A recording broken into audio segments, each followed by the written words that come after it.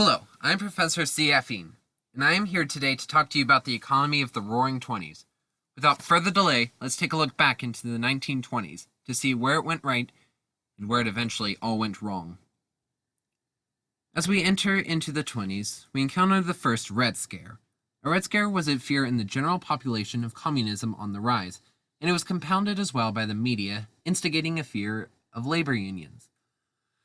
The Red Scare of this time wasn't entirely unfounded, but was not entirely with merit. During this time, several changes were happening around the world. The Russian Revolution of 1917, which called for a worldwide revolution for economic equity, had just happened, and union strikes here at home led corporations fearing for the loss of their large profits. In fact, large corporations, such as Ford and Rockefeller, used the media to promote the idea of labor unions and communism as the greatest evils that threatened the economy.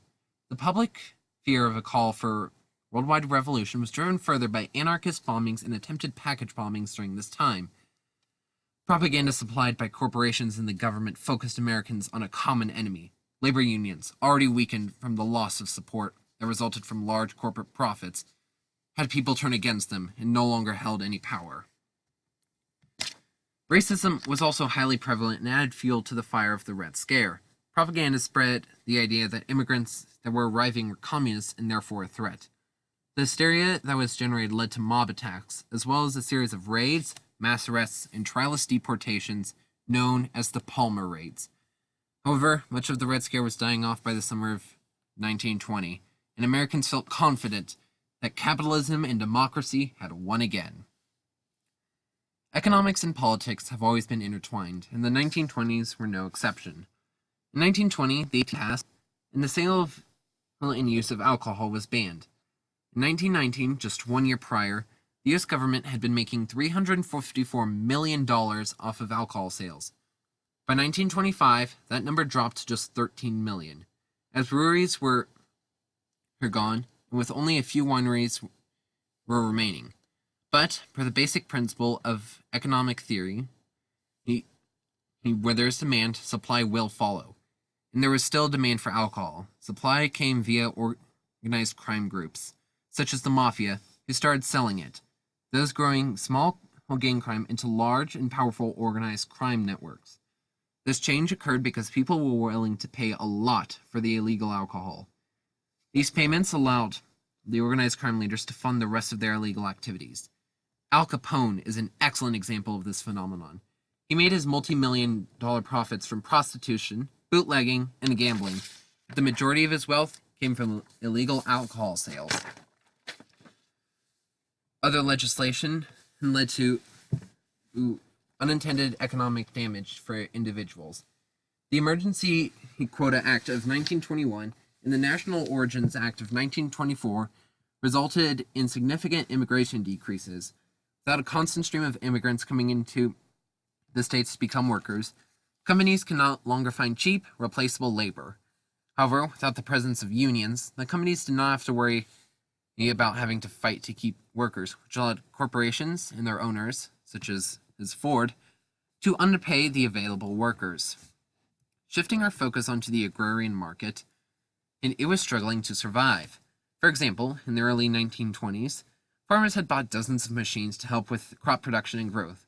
They'd been planning on sales similar to wartime and were producing a surplus of crops as well. However, when the war ended, the farmers, with their surplus, they could no longer sell their crops in the U.S. because there was less demand from the military for ration supplies for the troops. The farmers were forced into the world market and struggled. The tariff wars at the time between the U.S. and its trade partners, coupled with the crop surplus already on the market, it resulted in farmers being forced to lower their prices. This change made them unable to make a profit from their surplus, and many of these farmers lived on the edge of poverty, barely able to sustain themselves. If something were to happen to the economy, they would be the first to pay the price. Those living in the cities were better off economically, but only barely. During this time, technological improvements aided workers. A new factory idea, such as Henry Ford's mass production line, boosted production by enhancing the advantage of specialization in the workplace.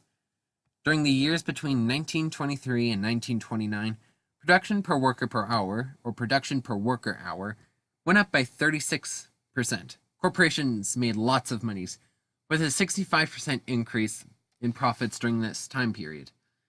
But the workers, their pay only went up by 8% during the 6 years. This discrepancy meant that the rich got much richer, and the poor only became a little less poor.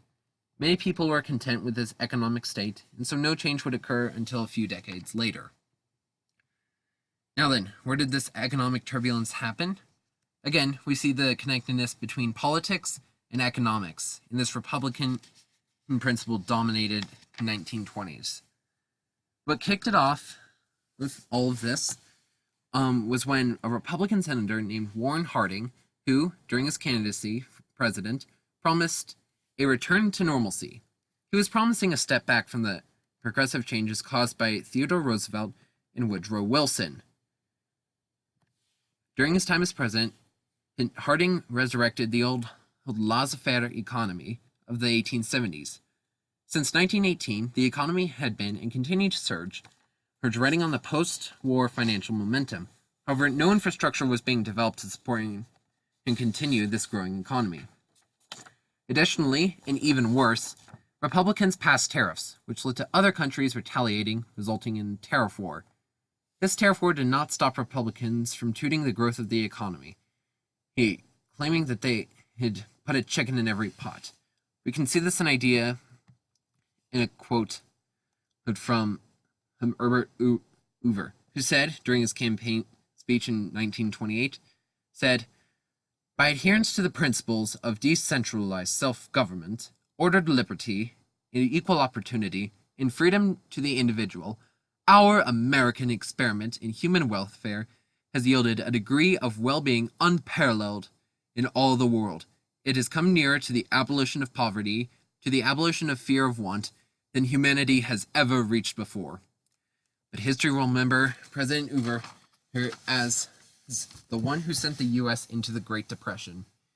The elections for 1924 and 1928 weren't even close, and Republicans went unopposed during this time. Now, for a review of the stock markets. First, many of us know about the stock market. Economically speaking, it's the most famous part of the 20s because it was the longest and biggest bull market it's seen. A bull market is a market that is on the rise for a long time, and for the stock market, it was nearly a decade. At the time, Americans were being introduced to a new concept: credit. With credit, Americans were able to buy things even if they didn't have all the money at the time of purchase. Many Americans began to buy a stock using credit because the stock market was seen as an easy and fast way to make money. It was advertised as being, quite simply, making money from money and making profit from debt. Because of the value of stocks was always on the rise, many economists began to praise it, marking the values as the end of the boom and bust cycle that previously he controlled capitalism.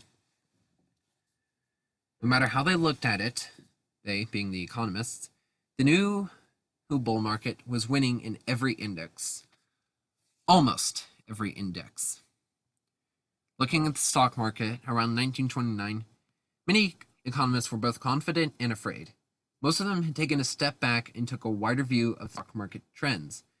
While none could argue that the economy looked healthy, it had a major flaw.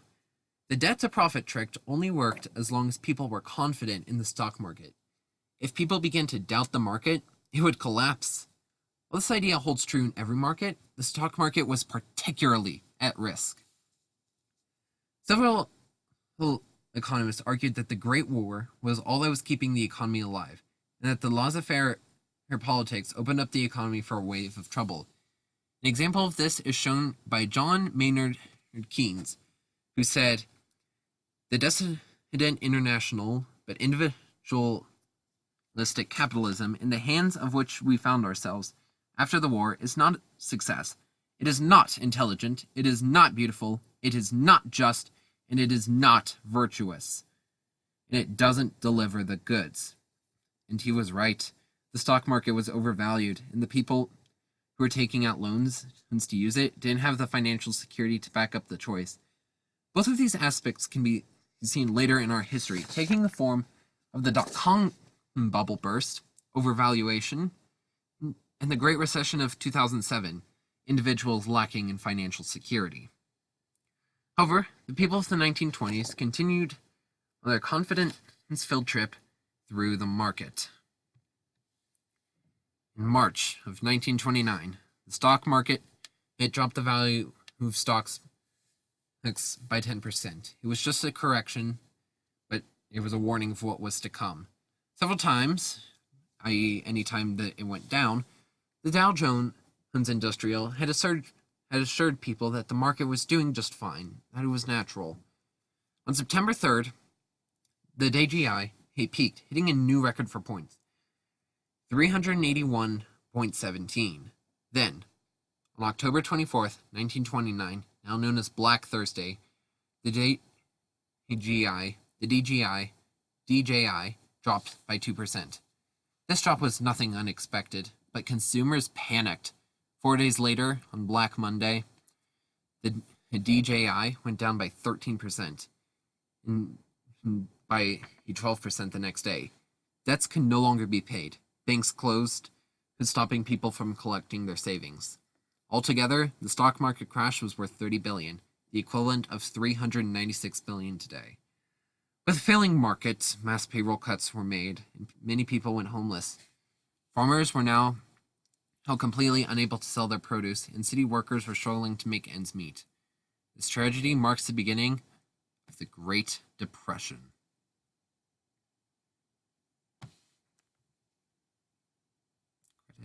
Dun, dun, dun, dun, dun.